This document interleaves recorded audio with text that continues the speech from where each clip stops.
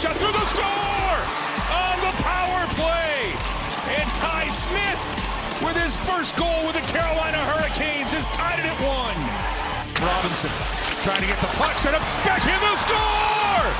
Kotkaniemi on what a play by Eric Robinson. Carolina, 2 masterpiece goals here, and Kotkaniemi puts the Canes in the lead. Oh, Holt feeds Martinook, what a save, Merzlikins!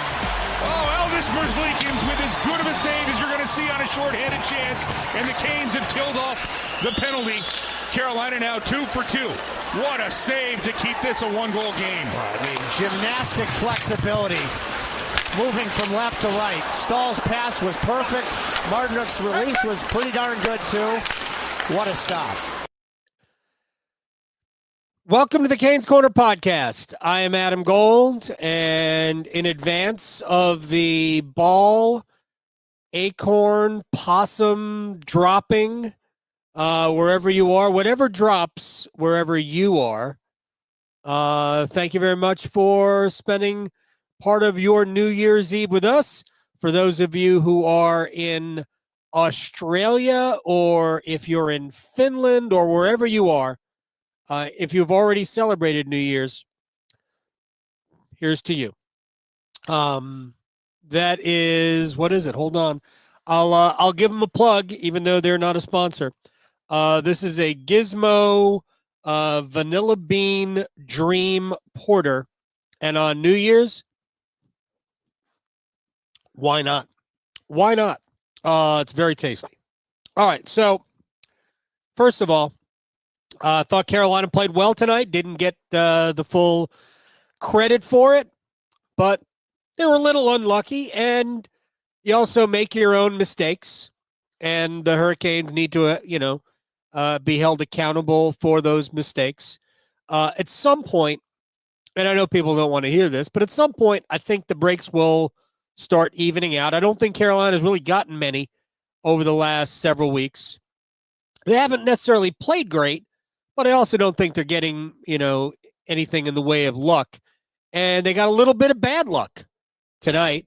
And I thought Elvis Merzlikins was also very good, but I wouldn't term today being out goaltended, because I thought until the shootout, I thought Pyotr Kochetkov was really good.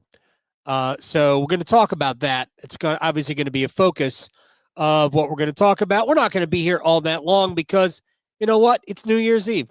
And I have a tuxedo to put on, and we have very, very early breakfast plans. I'm making that up. I don't have a tuxedo. I do, but I'm not putting it on. Anyway, we're brought to you by the Aluminum Company of North Carolina. If it is for the exterior of your home, you can find it at the Aluminum Company of North Carolina on Hamlin Road in Durham. No place like it. Sammy Hanna and his crew do a great job. You check them out. aluminumcompany.com. Cameron is watching from New Zealand. So I actually think it's New Year's Eve in 2026 already in New Zealand. First time I believe this is we have been, said hi to from New Zealand. So thank you. Very nice. Bedford, Virginia says hello. And, of course, California Caniacs, they've got a lot of time to get ready for the new year.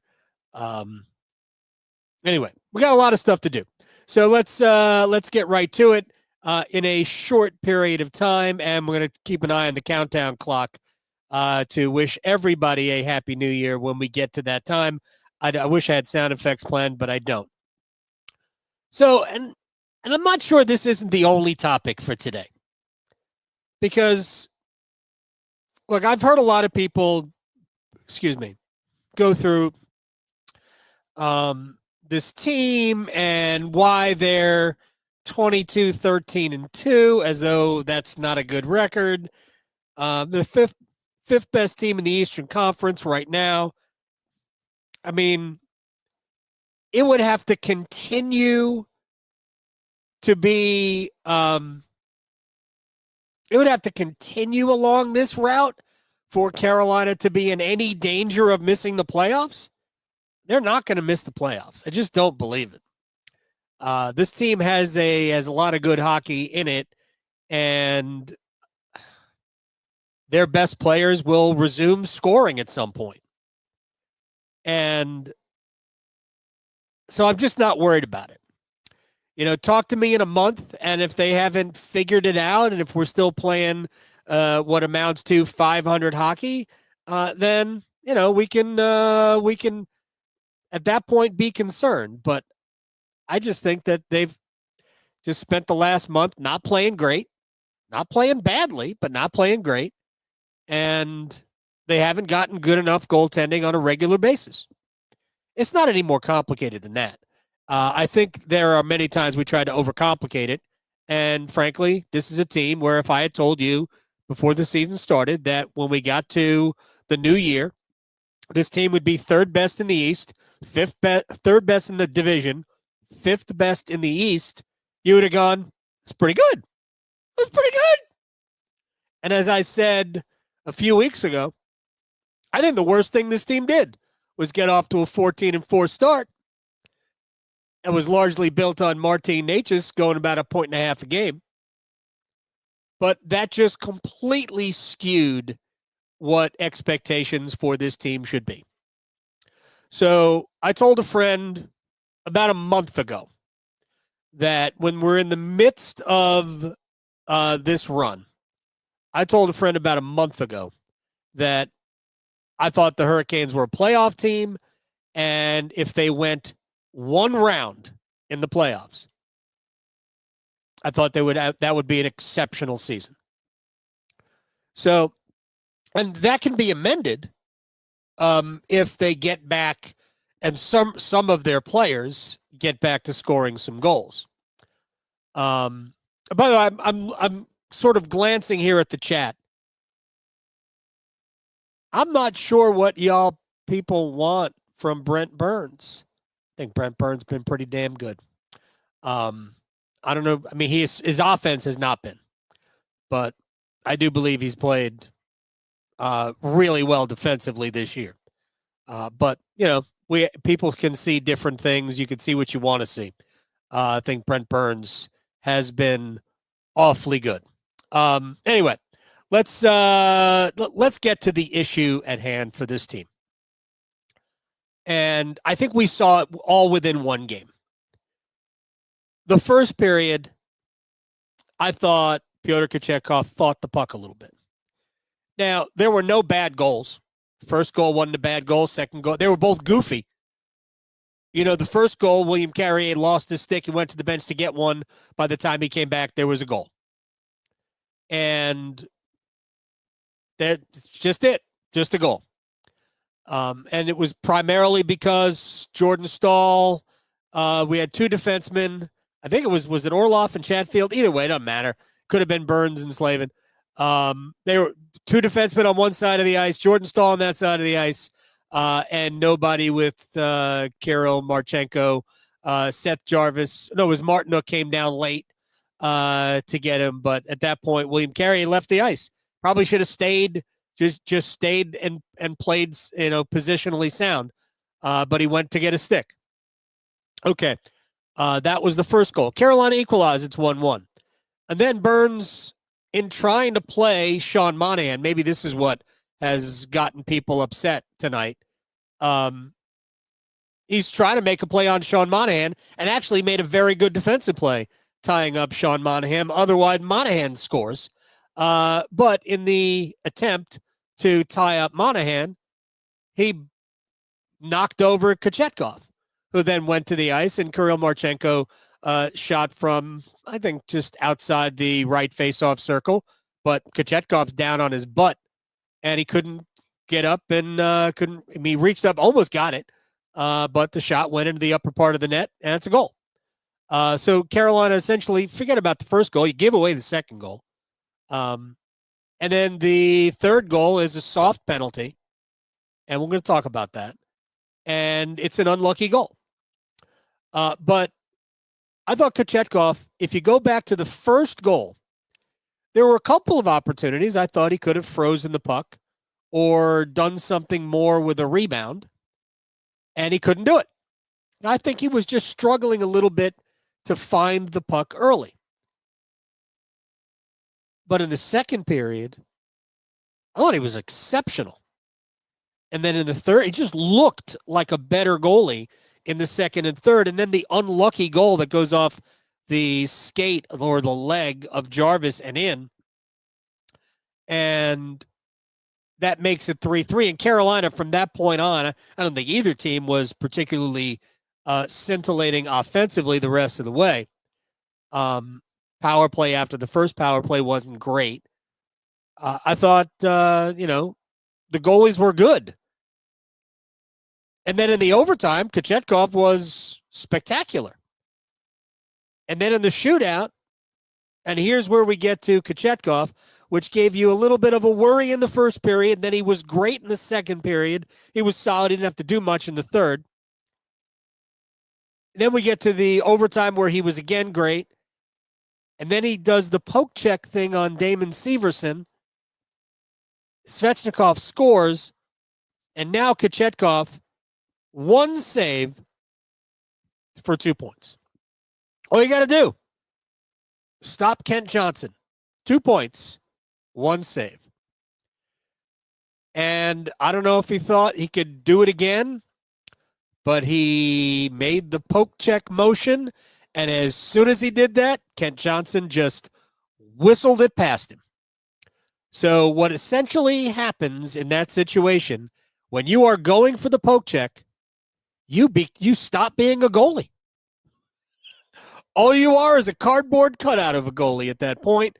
And that goal, not only did that goal tie the shootout, Seth Jarvis had an opportunity, didn't go. But I think it ruined Kochetkov for the next shot. And Adam Fantilli made 14 different moves, and Kochetkov couldn't deal with any of them. And he was deep, and he was wide open. If you see the replay again, man, he's got like a 55 hole, not even a 5 hole. And Fantilli just went right between the legs, and that was that. And then Aho, and probably too hard to elevate it, but he's got to elevate that shot.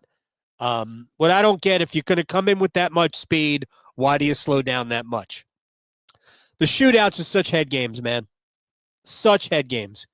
It's in many ways, it's like penalties in soccer. They are not physical. They are mental. And the Hurricanes don't have enough guys who have the mental confidence in a shootout. Eric Staal, who's going to get his number retired on the 12th.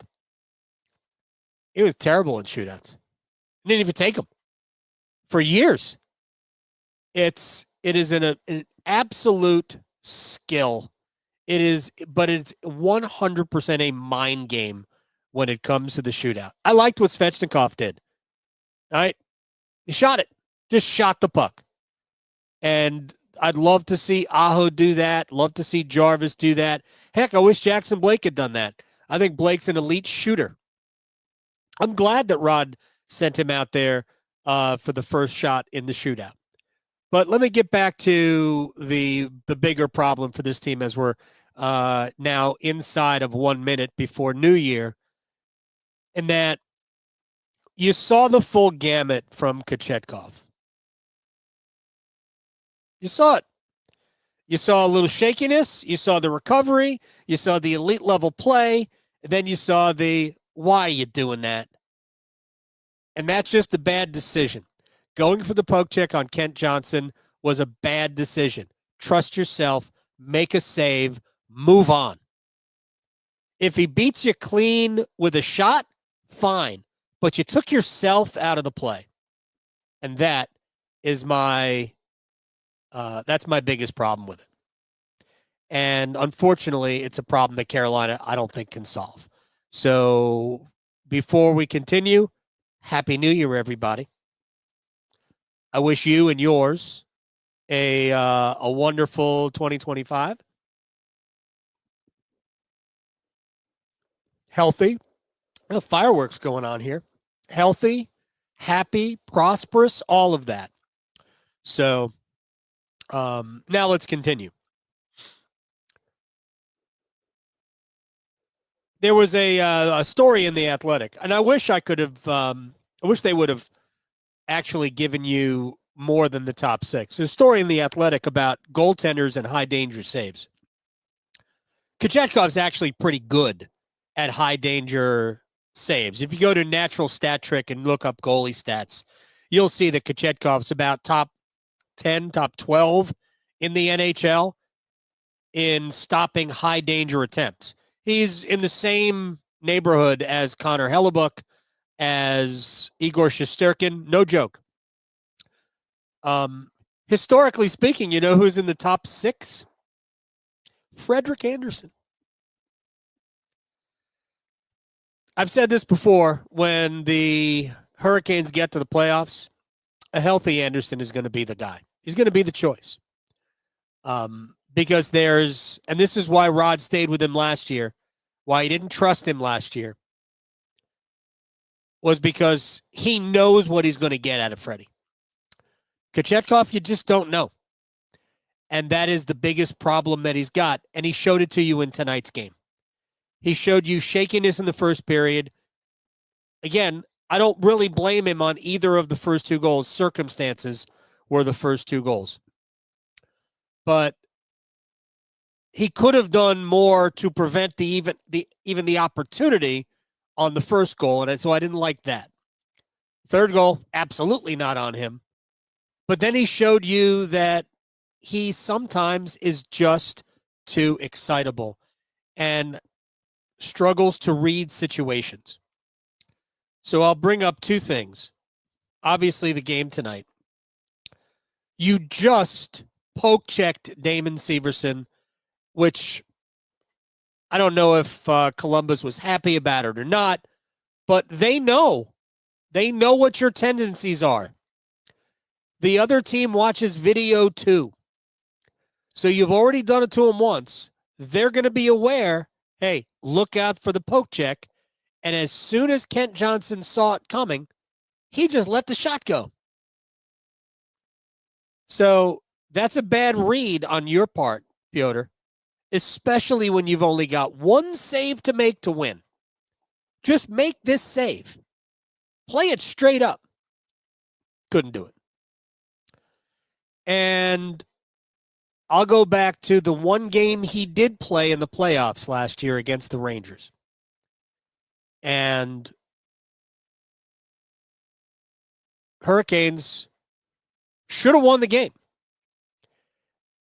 And I'm not even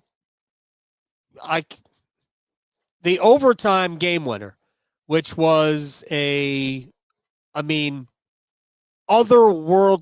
redirect from Panarin in front, but between the legs redirect.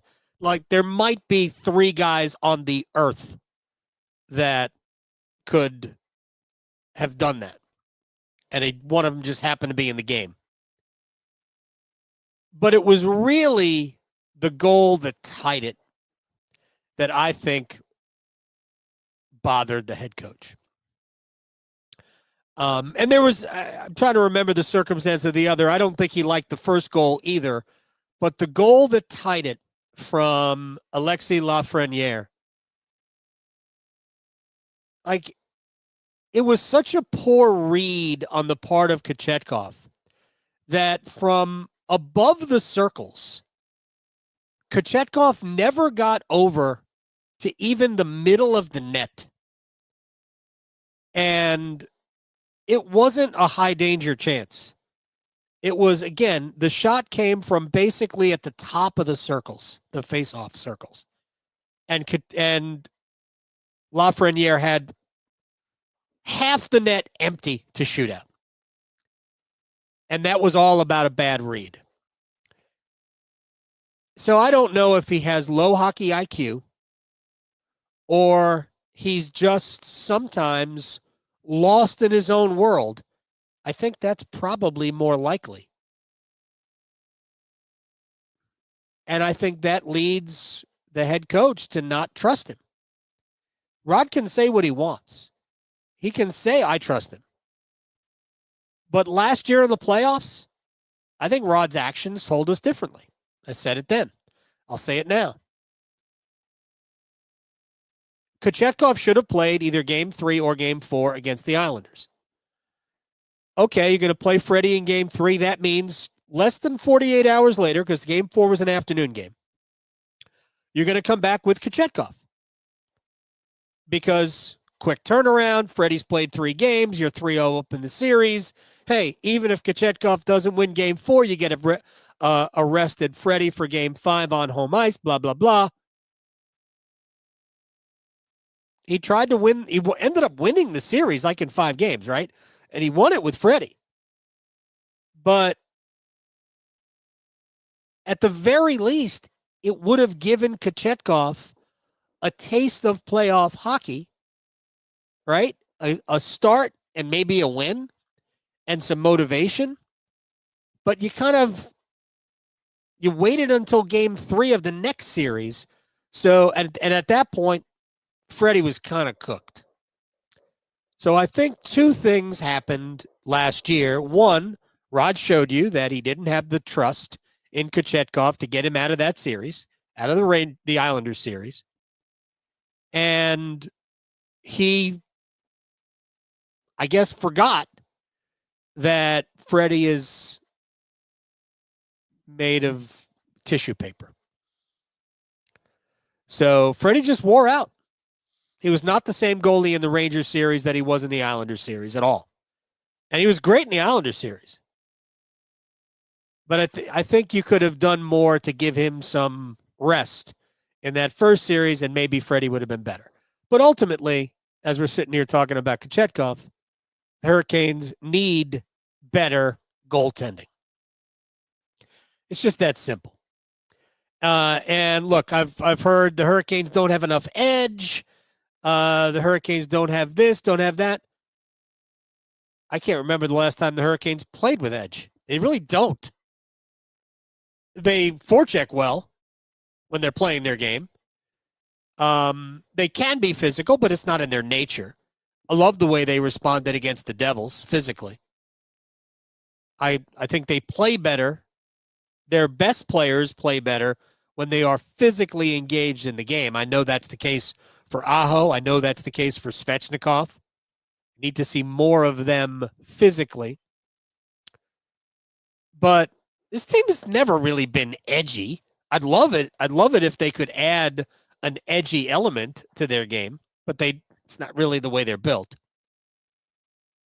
But ultimately, this team lacks maybe 2 things other than goaltending, which it looks to me like they're going to try and wait it out for Freddie to come back, and hopefully there won't be too much damage done.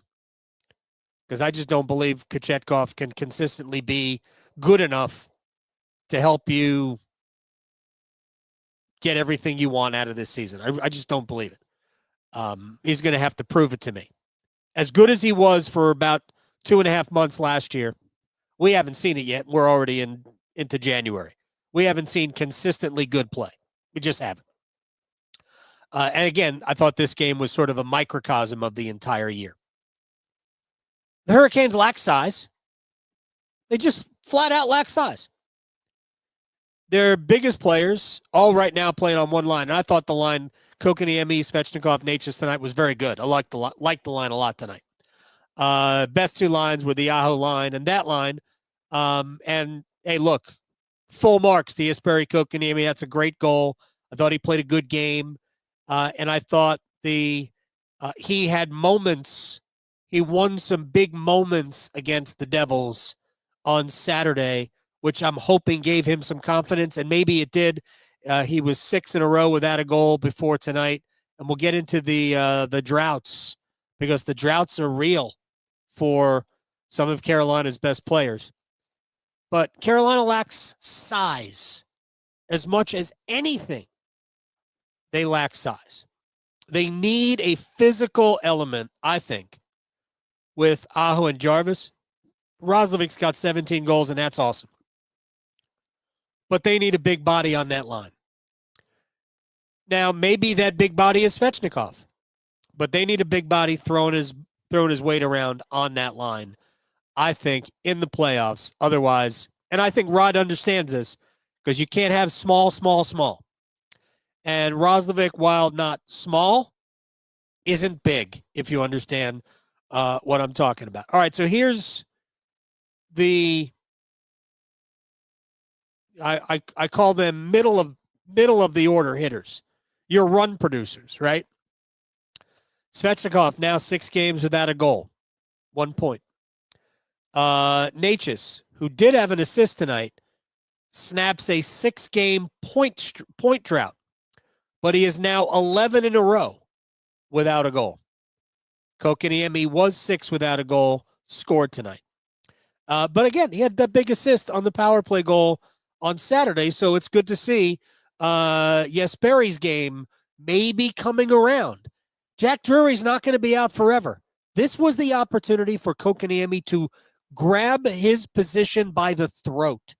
Hasn't done it yet. Last 2 games had encouraging signs, so maybe that'll happen. Jackson Blake, who scored the power play goal Saturday against the Devils, had gone 13 in a row without a goal. I liked his game tonight. Looked like he got shaken up a little bit, but he came back and played. When that kid gets stronger, never going to get bigger. When he gets stronger, he's going to be a hell of a player. But he's got to get stronger. He gets knocked off the puck a little too easily. But, man, he's got talent. Tons of talent. So they just need Seth Jarvis has, 1 goal in his last 11 games? Now, he had a couple of his, or 1 assist tonight, and he had 3 assists yesterday. The pass to Roslovic tonight was just unreal good. But they need their best players to be on the score sheet all the time. They don't have the scoring depth. It's amazing that they have gotten as far as they have gotten with Andrei and Jarvis, for the most part, just not being good enough offensively on the sheet. Now, for all of his, we'll just say B+ play at best, Sebastian Aho is 3 points over a point a game. He's got 40 points in 37 games. We should all struggle like that. But nobody is saying that he has not, that he can play better. He's got to shoot the puck. But he shot the puck a lot tonight. I actually thought that my initial read where he was trying to get the puck to Jarvis in the back door, the 2-on-1, that was a play he should have shot. And maybe he should have shot it anyway. But Merzlikins was ignoring Jarvis. If the pass gets through, it's a goal. Flat out, it's a goal. But I think it was Provorov got a skate to it, and that was that. But Aho shot the puck a bunch tonight. I think he had 6 on goal. He had 3 other attempts. So we're starting to see some, the offensive spark come back for Aho. But again, 40 points, 37 games. We should all struggle like that. But the other guys, man, we need goals from Svech. 11 now without a goal for Necas. It's time. It's time. Stuck on 14. Roslovic's going to run away with the Hurricanes' goal-scoring title. By the time Necas scores again, maybe Brent Burns will find his offense. Burns has not been great offensively. He's been good defensively. Interesting. Nobody saw that coming. But I don't know. Maybe I'm imagining it. I'm not imagining it. Anyway, one final thing about tonight's game. And maybe it's because it's Andrei. That's why that penalty was called.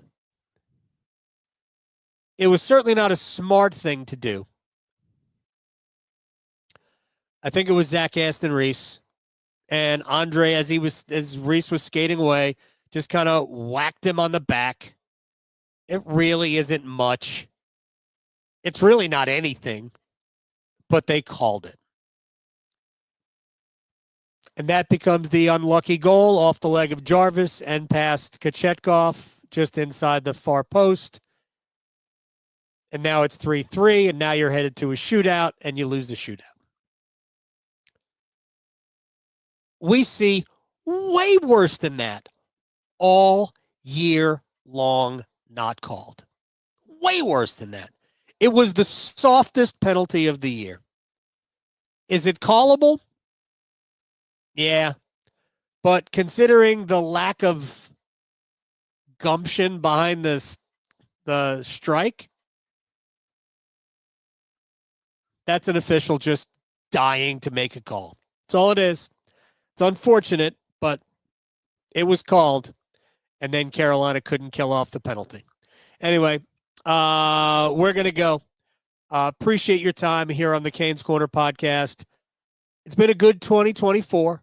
Let's have a better 2025. Hurricanes 22-13-2. They are now, 5 points behind the Devils with 3 games in hand. They are 6 points behind the Capitals with no games in hand. Washington, one of the best stories in the entire NHL. Aluminum Company of North Carolina, aluminumcompany.com for all of your home exterior needs. I hope you are enjoying your new year. I hope you'll feel good tomorrow, and we will see everybody after the Canes and the Panthers on Thursday from sunrise. Good night.